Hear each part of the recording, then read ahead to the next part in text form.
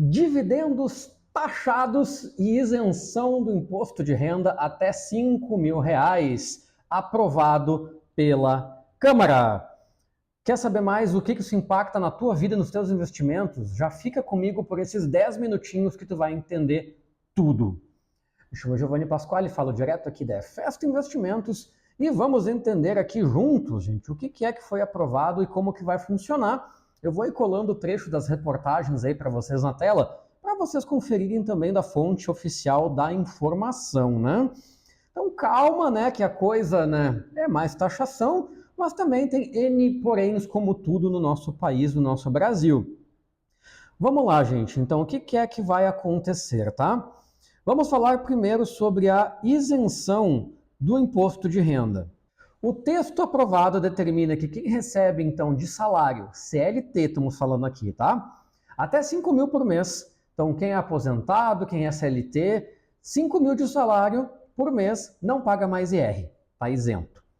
Essa isenção, ela era até um patamar de 3.036, por enquanto, né? Com essa reforma, passa a ser até 5. Quem tem faixa salarial de 5.001 até 7.350 vai ter um desconto parcial decrescente, né? Então essas pessoas que estão de 5 a 7 não vão pagar tanto imposto assim ainda, gradativo. Quando tu passa de 7.350 com 0,1, não tem mais esse benefício e tu passa a pagar a alíquota cheia. Então, 7.350 com 0,1, tu está pagando a alíquota cheia de imposto. 7.350 até 5, tu está pagando um pouquinho menos. E 5, tu está pagando 0. Isso, obviamente, não sai de graça, né, gente? Nós temos aí boa parte do nosso país que está nessa faixa de renda e vai custar em torno de 26 bi aos caixas públicos. Então, isso vai ter que sair de algum lugar. E da onde é que vai sair? Imposto mínimo de 10% e tributação de dividendos e remessas de proventos para o exterior é que vão pagar essa conta. Então, como que fica o imposto mínimo efetivo em altas rendas para as pessoas físicas, tá? Medida visa alcançar pessoas com rendimentos mensais acima de 50 mil. A alíquota será progressiva, chegando a um teto de 10% para ganhos superiores a 100 mil por mês ou 1,2 milhão por ano. Esse é um imposto adicional, além de tudo que a pessoa já paga, ela vai pagar mais essa alíquota que chega num teto de até mais 10%, né? Importante frisar que quem já é assalariado e já recolhe o teto dos 27,5% na fonte, não vai ser afetado por esse reajuste. Então, as pessoas que têm cargos de direção, né, que têm esse nível de salário, já estão pagando a alíquota cheia do imposto e não vão pagar mais 10% ainda em cima, tá? Vai continuar pagando os 27,5% que já paga. Agora vamos aí do nosso mercado, né? O que talvez chamou a tua atenção para esse vídeo aqui. Dividendos, gente.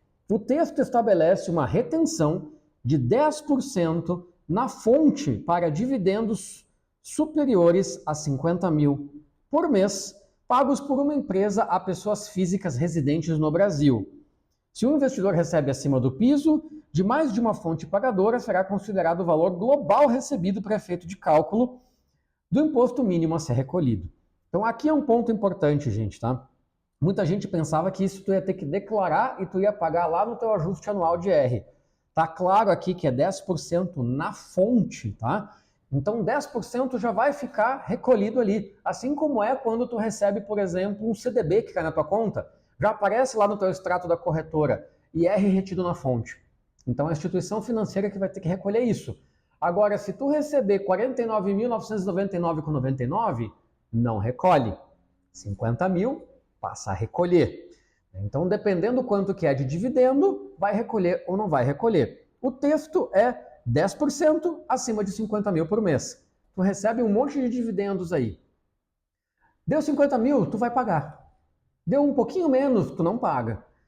Importante frisar ainda que na declaração de imposto de renda anual, esses valores retidos poderão ser compensados. Então, aquela compensação da declaração de imposto completa, isso entra como um IR retido na fonte adicional. Assim como tu tem, por exemplo, se tu é um CLT, né, tu tem um monte de IR retido na fonte. Aí tu começa a colocar ali gasto com saúde, com educação, todos aqueles descontos tu vai conseguir reaver parte disso se tu tiver os descontos necessários. Então, é mais IR retido na fonte para o teu bolo. Se tu tem gastos aí que justifiquem tu abater isso na declaração anual, vai sim ser possível abater.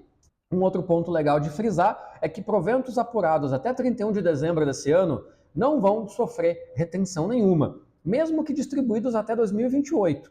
Então sabe quando tu olha na tua conta da corretora, em lançamentos futuros, tem lá dividendos de Bradesco, data do pagamento, 31/12 de 9999. O que é isso? É um tributo, é um dividendo que o Bradesco já provisionou para pagar, mas ele não tem uma data ainda para pagar. Mas já está separado numa continha ali, numa caixinha, já está separado para pagar para os investidores, mas não sabe quando que vai distribuir ainda.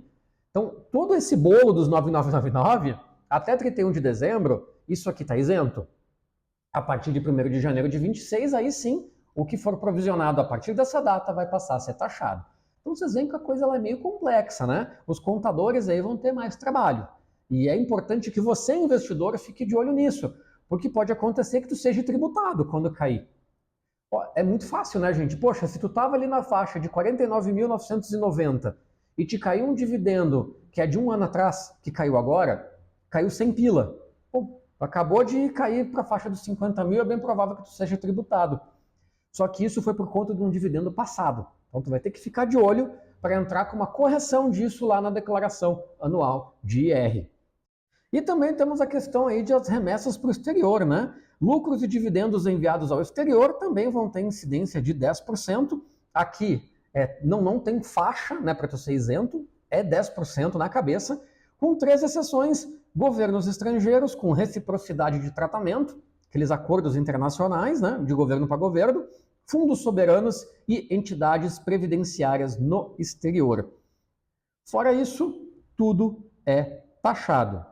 O que fica de fora, por enquanto, desse mínimo de 10%, né? Herança, rendimento de poupança, indenização por acidente ou doença grave.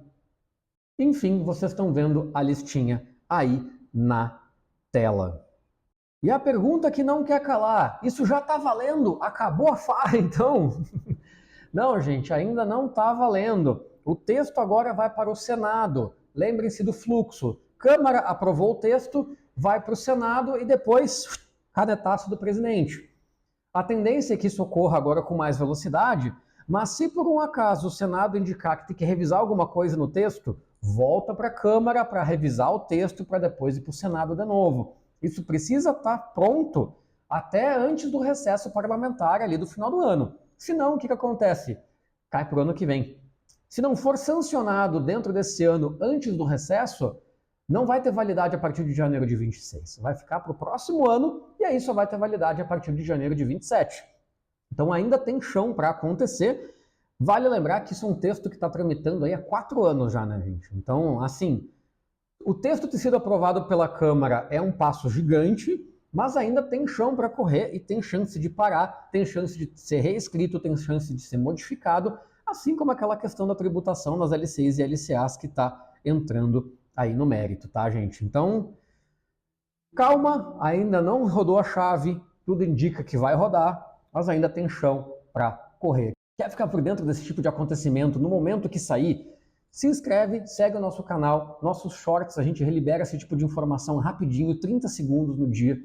Já aproveita e deixa o teu gostei, isso é de graça. Ajuda a gente pra caramba a crescer por aqui no canal. Muito obrigado por ficar comigo até aqui nesse vídeo e até a próxima.